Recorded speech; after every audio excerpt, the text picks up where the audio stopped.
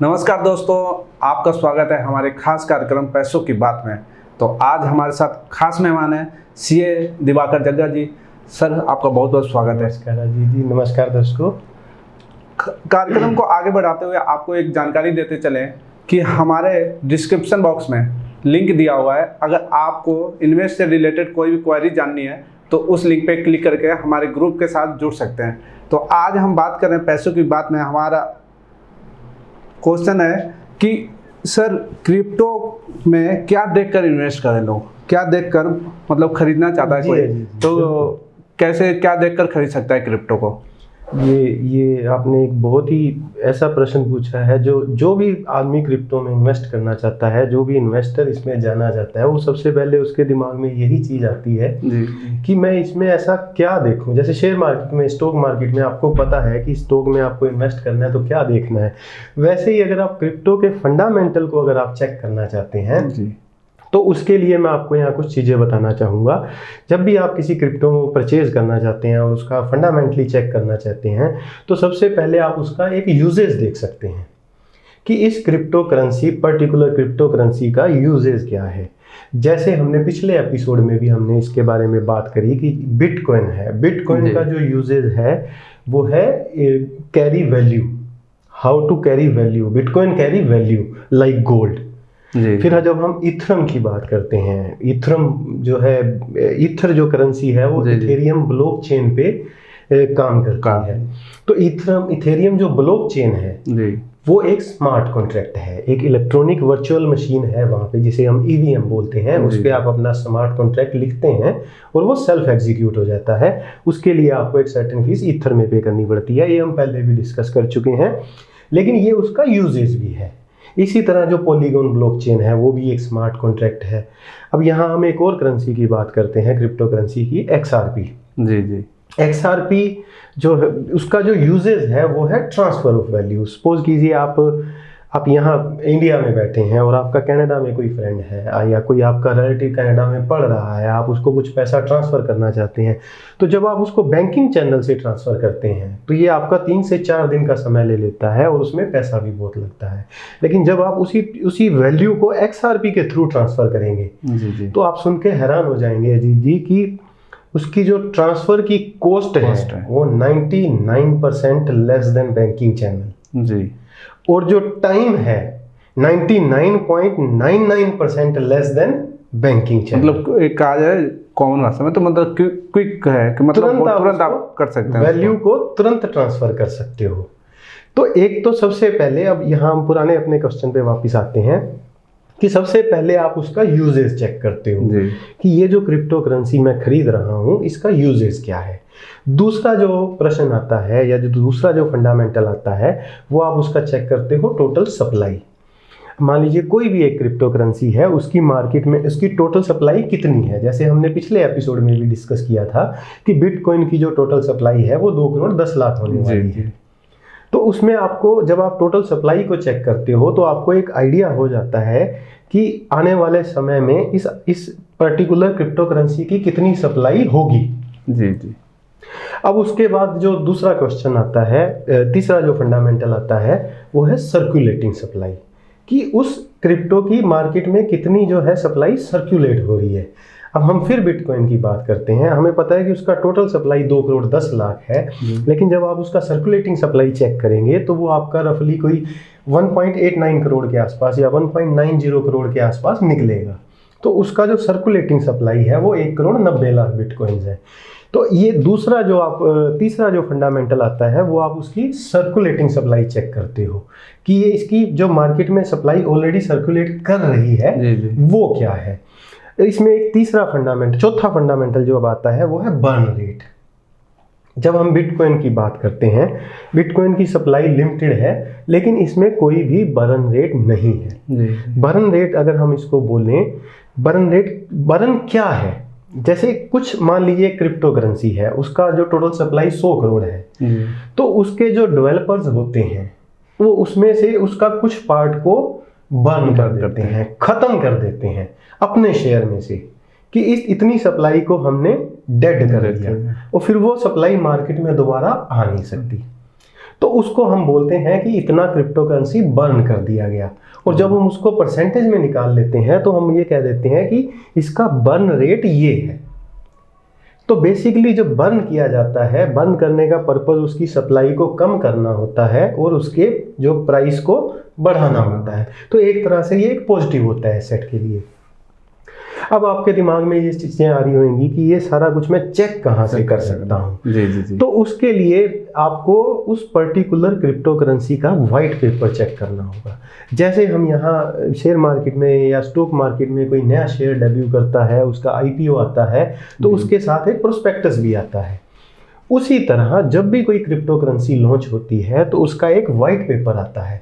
उस white paper में ये सारी चीज़ें लिखी होती हैं कि इस क्रिप्टो करेंसी का इतना सर्कुलेशन होगा, इसका ये यूजेज होगा, इसकी इतनी टोटल सप्लाई होगी, इतने इतने पीरियड पे इसकी और सप्लाई मार्केट में डाली जाएगी, इसका बर्न रेट ये होगा।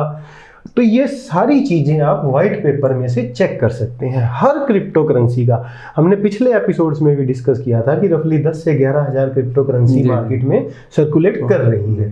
तो उन सब क्रिप्टो करेंसीज का एक वाइट पेपर है, तो वो वाइट पेपर आप चेक कर सकते हो। अब यहाँ फिर एक प्रश्न उठेगा कि वाइट पेपर हमें कहाँ से मिलेगा। जी जी। तो यहाँ मैं आपको दर्शकों एक और बात बता दूं कि हर क्रिप्टो करेंसी का एक वेबसाइट भी होता है। जी जी।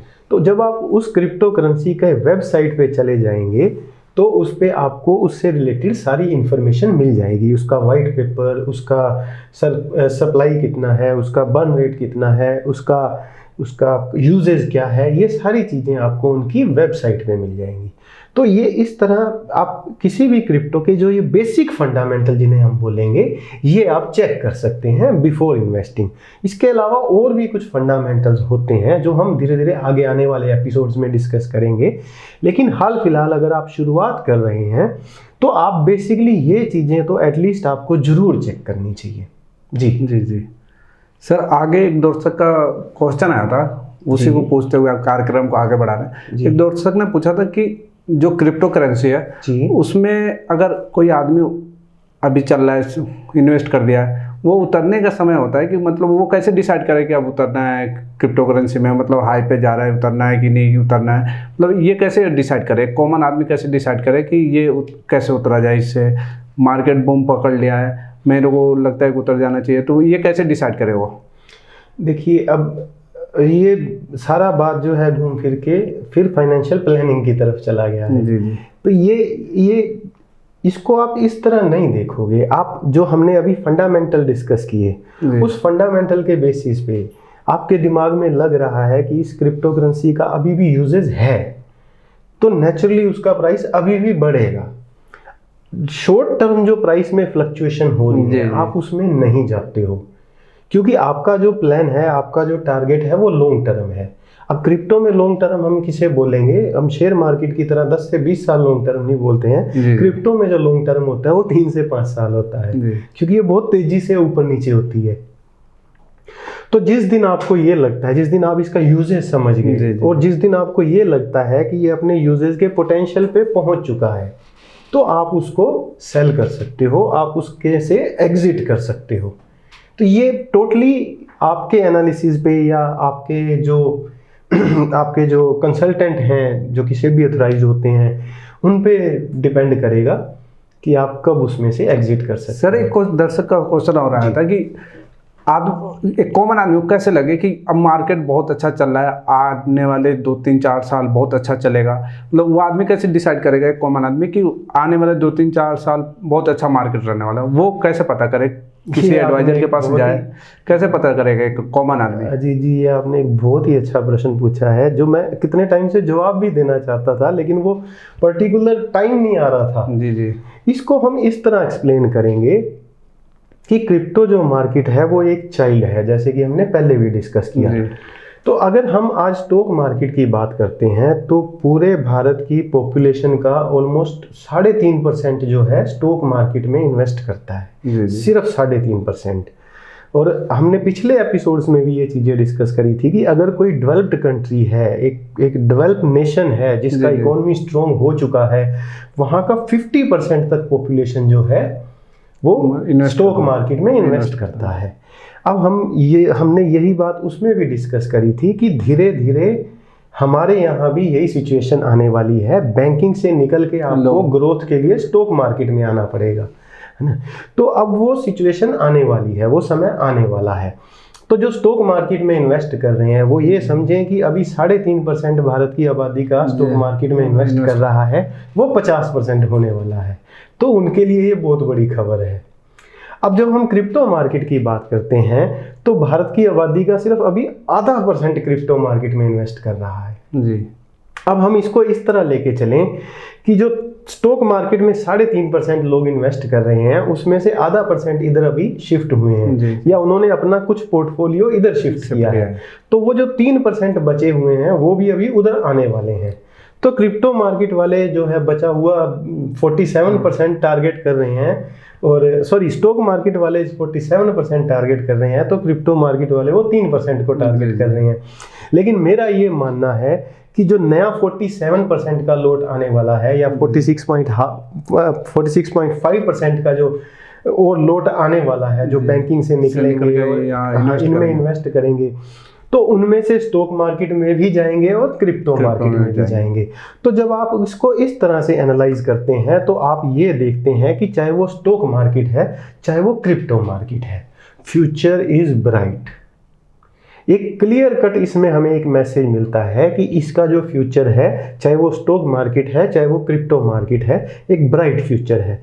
क्यों है? क्योंकि इसमें अभी भारत में बहुत लोगों का एंटर होना अभी बाकी है, और जो मेरा ये मानना है ऑलमोस्ट सर्टेन है, they have to come to this market one day in any case, चाहे वो स्टॉक मार्केट में आए, क्रिप्टो में आए या दोनों में।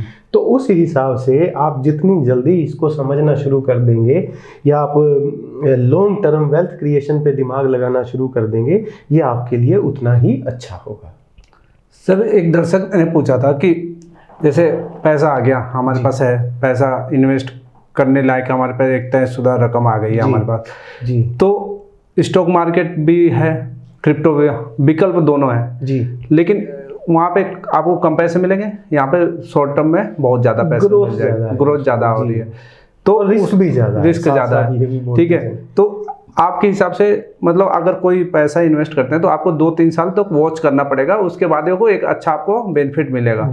अगर आदमी कई आदमी क्या करते हैं कि कोई व्यक्ति होता है कि 1 महीने 2 महीने 6 महीने साल भर के लिए पैसा लगा देता है, सोचता था कि बहुत ज़्यादा पैसा मिल जाएगा, उसके लिए क्या सजेस्ट करना चाहते हैं आपकी? मतलब कई लोग क्या करते हैं 6 महीने के लिए पैसा लगा दिया, 1 साल के लिए लगा दिया, उनके लिए आप क्या कहना चाहते हैं? देखिए उनके लिए जी मैं एक ही बात कहूँगा कि अगर आपके पैसे की टाइम लिमिट है तो आप दोनों में से किसी मार्केट में एंटर ना करें, चाहे वो स्टॉक मार्केट है चाहे वो क्रिप्टो मार्केट है। उसका एक कारण क्या है कि आपका टाइम जो है लिमिटेड है जी, है ना। अब मान लीजिए आज 6 मंथ पूरे हो गए जी, अब आप ये नहीं कह सकते कि मार्केट आज जो है उफान पे होगी या आपको वो बेनिफिट दे रही होगी। तो अगर आप एक टाइम पीरियड फिक्स करते हो और जब वो टाइम पीरियड खत्म हो रहा है और मार्केट उस टाइम बेयर फेज में है है ना, बियर्स ने उसको जकड़ा हुआ है, तो आपको लॉस में एग्जिट करना पड़ेगा। यहाँ हम बार बार हमारे दर्शकों को एक ही बात कहते हैं कि चाहे आप इसमें 500 रुपया इन्वेस्ट करो, लेकिन पैसा वो इन्वेस्ट होना चाहिए जिसका आने वाले समय में आपको जरूरत नहीं है। मतलब 2-3 साल के लिए आप भूल जाइए कि हमारा पैसा है, 2-3 साल बाद आपको एक अच्छा बेनिफिट मिलने के चांसेस बनते हैं। ये गारंटी हमारा चैनल नहीं देता है कि आपको 500 रुपए के 50,000 मिल जाएंगे, ये हम ना इस बात को गारंटी लेते हैं। ये वीडियो भी हम एजुकेशनल पर्पस की तरह से बना रहे हैं, तो ये हमारी नहीं है कि आप 500 लगाए और 3 साल बाद आपको 50,000 मिल जाएगा, यह जवाबदेही किसी की नहीं है, और चैनल भी नहीं कहता कि भैया आप लगाओ और इतना बेनिफिट मिल जाएगा। तो आपको भी अगर कोई पैसा इन्वेस्ट करते हैं दर्शक, तो 3 से 5 साल के लिए आपको उसको एक तरह से छोड़ना पड़ेगा, तभी आपको कुछ बेनिफिट मिलने के चांसेस। एक टाइम होराइजन जिसे हम बोलते हैं जी, और वो ऐसा एक ठीक ठाक होना चाहिए, 3 से 5 साल जैसे होना चाहिए। अगर आपके दिमाग में 2 महीने 6 महीने या 15 दिन चल रहा है तो मैं आपको सजेस्ट करूंगा आप मत एंटर करें, चाहे वो स्टॉक मार्केट है चाहे वो क्रिप्टो मार्केट है, क्योंकि जब आपको एग्जिट करने का टाइम आएगा कोई भी ये श्योरिटी के साथ नहीं कह सकता कि मार्केट उस टाइम जो है तेजी में होगी।